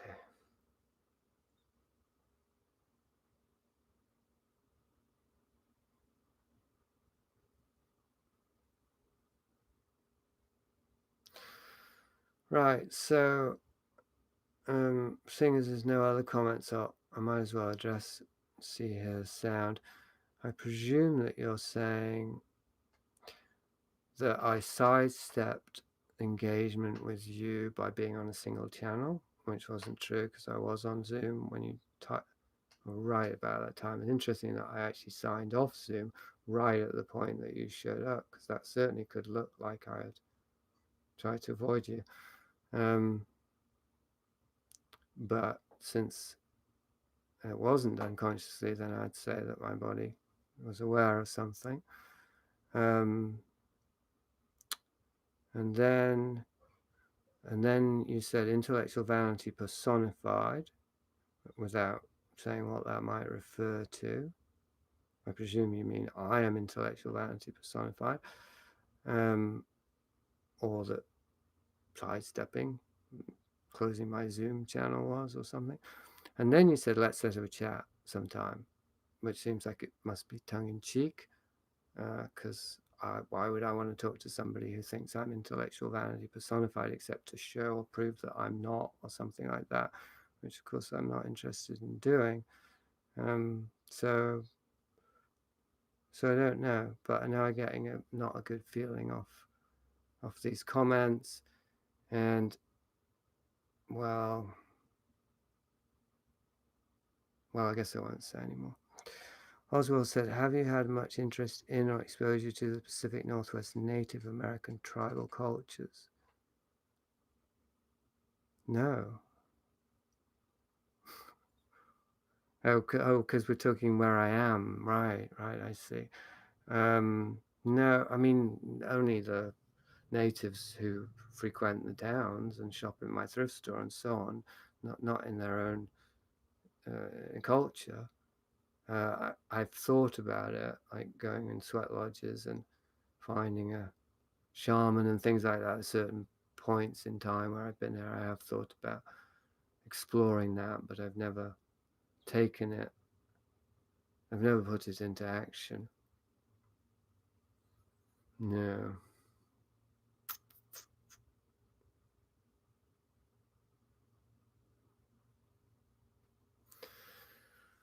Funny how the numbers keep changing. I mean, then it's not like they keep going up, but they just sort of keep fluctuating like that. 14, 15. I suppose that's not particularly funny, but just makes me wonder. People just drop in just to see what's going on and then drop out, or what that is. So, who here, who has been here, who is listening now anyway, that's the only one can be sure to address now, and if you've been here the whole time or not, but hasn't commented yet, because that's a bit of a catch-22, because maybe you don't want to comment. Is there anyone here who hasn't made a comment yet, who would like to? Wi-Fi problems, yeah, that's what I was wondering.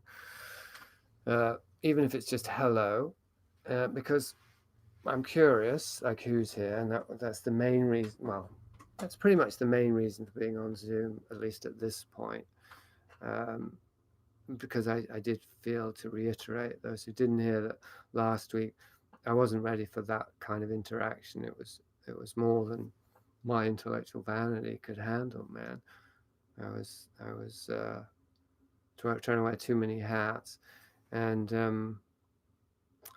so yeah, scaling it down to use Zoom as a way to be able to see who's there wants to be seen, so I can address someone beside my own narcissistic reflection.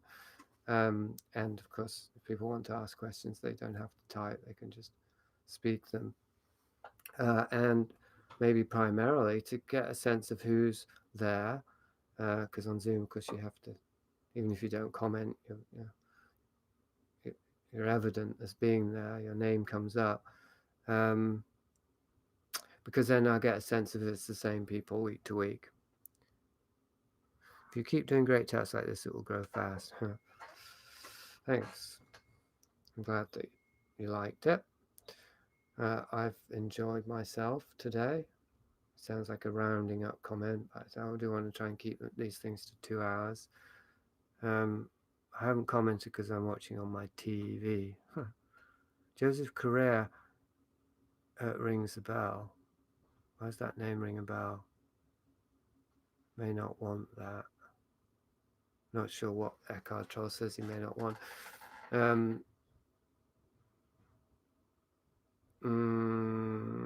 Did I finish that first point? Just about getting a sense of who we are and if it's regular people, because then we have the option, there is the option of leaving YouTube. Because let's face it, we're doing it on YouTube. This is all going, oh yeah, growing fast. Yeah, you're right. I might not want that option. This is all going to the AI cloud. Now, that's a literal thing, but it's also a figurative or metaphorical thing. Speaking of channel growing, I only got like 3 new subscribers since last week, I think, perhaps less, just to, I know numbers. I mean, I could spend a whole session talking about numbers and the deceptive nature of them. They're not a good gauge of things generally. Certainly if I was getting 1,000 a month,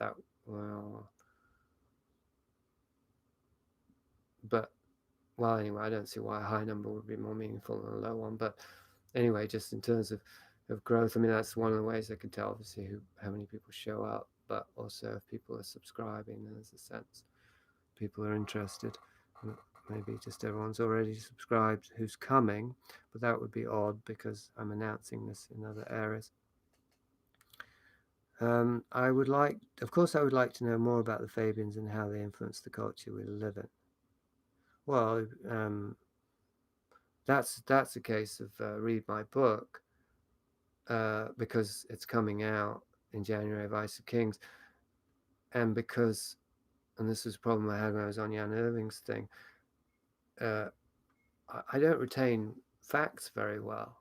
Like, I can talk about Prisoner of Infinity because the thesis is very, I mean, I've really internalized it. And I'd say even the facts to some extent, I mean, Prisoner of Infinity isn't as fact-based as Occult Yorkshire was, the Fabian thing. I mean, there's so many names and stuff. So it'd be very hard. It was very hard for me to talk to Jan and Joe about that, because I couldn't just pull down the different facts and dates and map it the way they like. So yeah. So there's that. Are you familiar with Nick Land? I am, the founder of Left Accelerationism and former Zero Books collaborator who started bringing on Speed and disappeared to Shanghai, then re-emerged as an alt-right, borderline transhumanist. Yeah, but I'm not, I don't know anything about him. I don't know if I've even heard his voice. He just keeps coming up. Cog. I guess you didn't know that my new book was about the Fabians. It would have even been in the subtitle, but the publishers didn't want it. They said it was too niche. So yeah, it's the first part is entirely about the Fabian social engineering programs that my family was involved in, not peripherally, but perhaps marginally or on a small scale. Not that small, actually, talking about a multinational food conglomeration. I guess I'm being modest there. Nick Land's first publicity as his new identity was a Red Ice Radio. Oh. Right. Yeah, I don't know. I said to somebody recently, they recommended somebody for the podcast, that you might be sending me good suggestions, but and if I ignore them or they don't bear fruit, it doesn't. All it means is that I got so many leads to follow in a certain sense. Perhaps that's not rightly put, but there's so many potential areas that are vying for my attention that I really only go where the flow. Go with the flow. You know, it's like I'm following a trail of crumbs. So I just stay on the latest crumb, and then the next crumb that I can see, and then that one, and it's one crumb at a time kind of thing. And if there's a crumb, somebody says, "What about that crumb?" and I can see it, but I can't tell. It's too far away. I can't tell if it's actually on the trail that I'm on. Thoughts on the Yellow Jackets protest? Don't know about that. Sorry for the spree of questions. I just wanted to fit them in before I go to. Well, I think I'll go soon too. Let's say 10 minutes. I'll try and just keep it to the hour, 2 hours. I mean, and it's okay if people keep hitting me questions, as long as you're okay with me just blowing them off. Because like if I don't know the Yellow Jacket process, I don't know what it is. Paris, well, yeah, I mean, you can tell me what they are, but of course, they're not gonna. Then I need to be asking you the questions then, so which would be fine if you're on Zoom, except not in the last 10 minutes.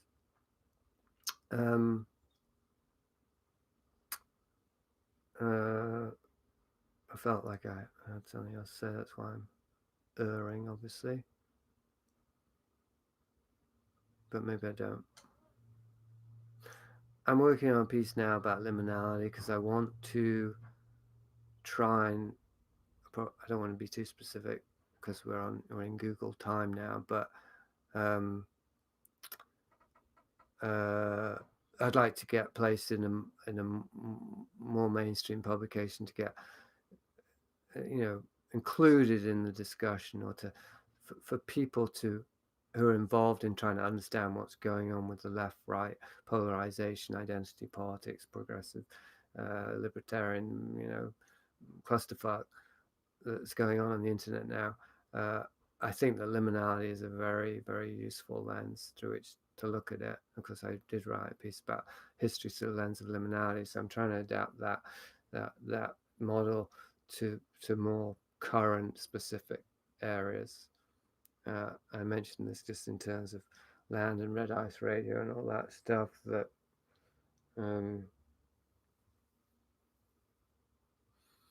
well, maybe it has, well, I don't know. I suppose it has to do with being more interested in addressing a more reputable demographic, and I feel a bit odd saying that because it could just be my cultural conditioning. But, and this is back to the question, would I go on red ice if I was asked? I might. I didn't really particularly want to go on Skeptical, I have to say, on the record, I will say, just because it's not really my style. But it certainly helped sell the book, and I do feel strongly about that, about the book selling and reaching people, rightly or wrongly. I don't know if it's important, really. I think it is, because I think there are people, I know there are people who read the book who it has helped them to see things about themselves, and then they contact me, and they wouldn't if they hadn't read the book. But that doesn't mean, I could give the book away as a PDF, of course. So, but I think there are people who would just find out about me because of the book, and certainly several people have reached out to me via the Skeptico interview, and that seems important to me. That is important to me. Like, it's very. There's a sea change in my life now, which this thing is part of, which is I'm feeling very engaged with. Again, what can I say? The world and my audience, or the collective, just more engaged, and more satisfied with the level of reciprocity that I'm experiencing with the world. Joseph Crow said, I can't take much of Jan's name dropping associating. He seems to collect names, not really ideas or interesting concepts about what it means. I do tend to feel that Jan might be spinning wheels at this point and potentially therefore spraying mud and getting really stuck. It's my concern. It's not a big concern, but since I, for some reason, like Jan, because I don't know what he thinks about me, we're definitely not friends. I feel he's in danger of discrediting himself. But that's, I mean, I don't follow his work closely, or hardly at all, actually. So I just think it's a syndrome. I think it's a syndrome because it's generally known as paranoia, but this isn't paranoia.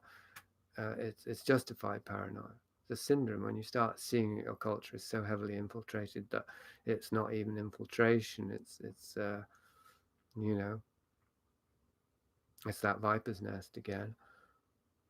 It's been created by what seem to be the infiltrants, or actually the generators of it. Then you can start to go a bit crazy, and well, you're caught in a double bind, I think, because if you're recognizing the agents everywhere and you're still hell-bent on identifying them and trying to expunge them and expose and expunge them, then it's an uphill battle trying to climb a mountain of poop, to use an analogy that was used with me recently, which I did not like at all for what I'm doing, and I don't believe it's true in my case. But I do think there is that danger when it comes to exposing the dirt in our world, that one can forget that it's only to follow it and read it to find the gold. All right. Oh, well, that's a big question there. Yeah, no, come on. You're not going to let me go? Thoughts on marijuana legalization. Jan is on a new cycle of regular guests. He seems to alienate his main collaborators every 6 months or so. Yeah, that's what I mean. I think he's burning bridges. He might end up stuck somewhere on the edge of an abyss. I have lots of thoughts on marijuana legalization, and I feel that I don't know if I should try and give a short version. I have very strong feelings about marijuana. I think it's both symptomatic of dissociation, trauma caused dissociation, and I think it perpetuates or it exacerbates it. I think it's a dissociative aid, as in it aids people who are dissociated to become more dissociated. So it's not really aiding them, is it? That's my feeling. It creates a counterfeit, or it ushers us into a counterfeit version of our own souls, I suppose. I think it's I got a feeling around in my head there. So it's not exactly a counterfeit then, but it's a illegitimately accessed experience of the soul. Now, why is it illegitimate? That's a big question, isn't it? And that's back to the will to power thing. If we use the part of us that we want to get free of it, it's never going to work. So who is it that's saying, I want to get high now, man? It's the part that wants to escape or wants to experience life differently, that wants to change things.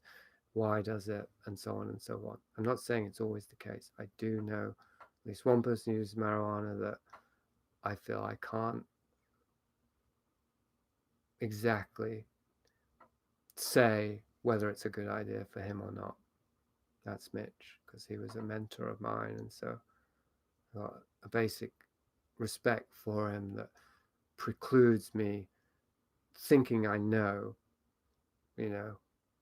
enough to ascertain what the value of what he's doing, let's say. So that gives me a general question mark, like, okay, you're using marijuana, maybe it's good for you, but I know that 99 times out of 100, the cases people I've known,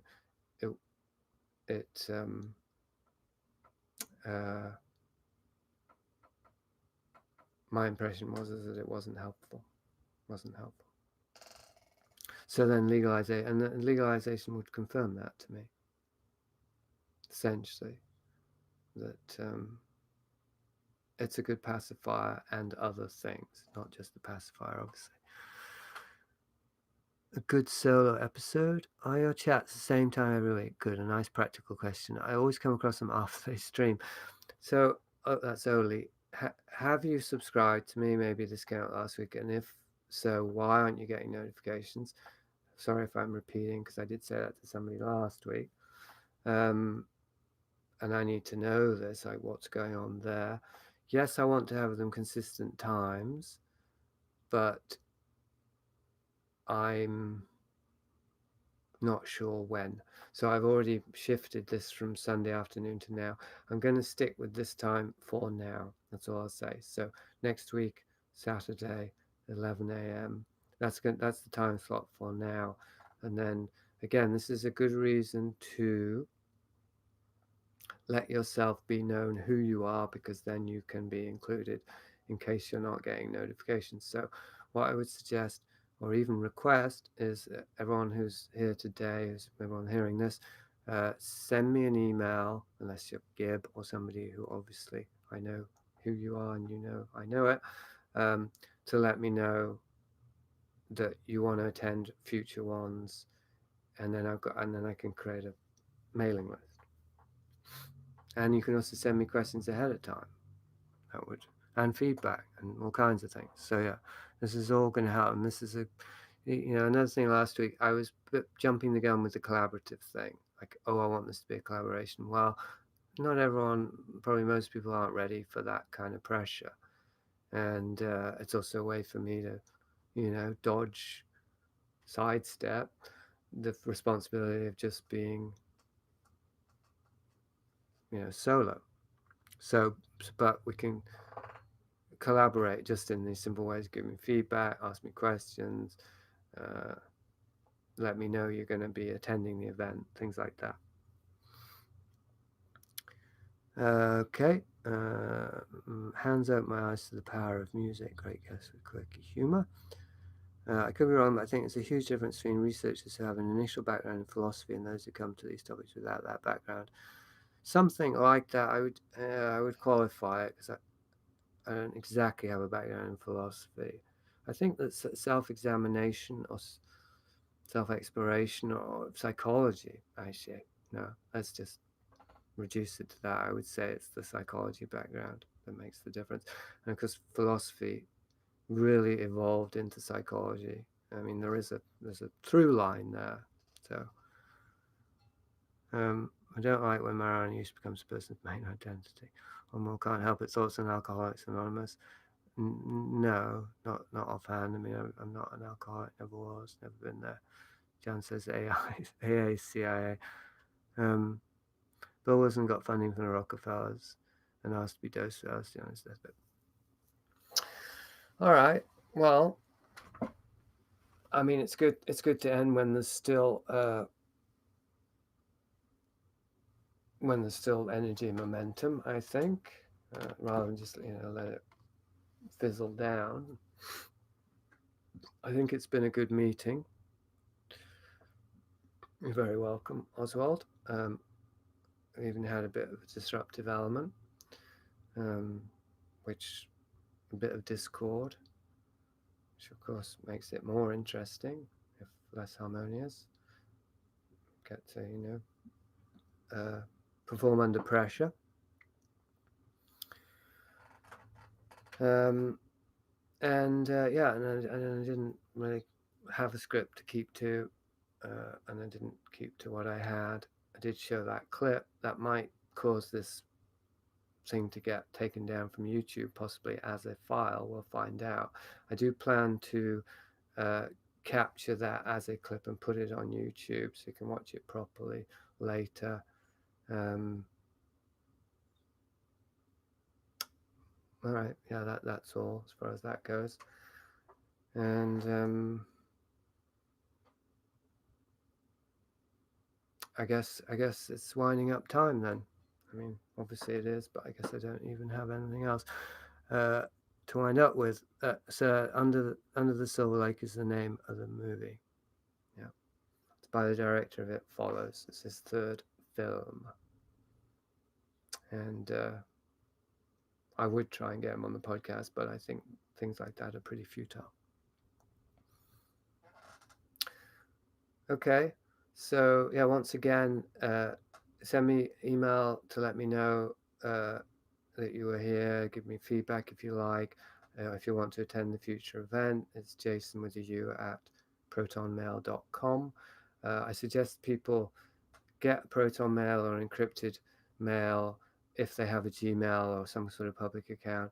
If they want to correspond with me on a regular basis, I tend to ask that just because I think it's not a bad idea. It can't be a bad thing, can it, to get off Gmail, right? So I feel confident in just encouraging people and nudging people in that direction. Even though we're on Google right now, as we speak, right in the cloud. Okay, I'm going to sign off. Thanks everyone for coming, and same time next week. That would be Saturday, the 15th of December.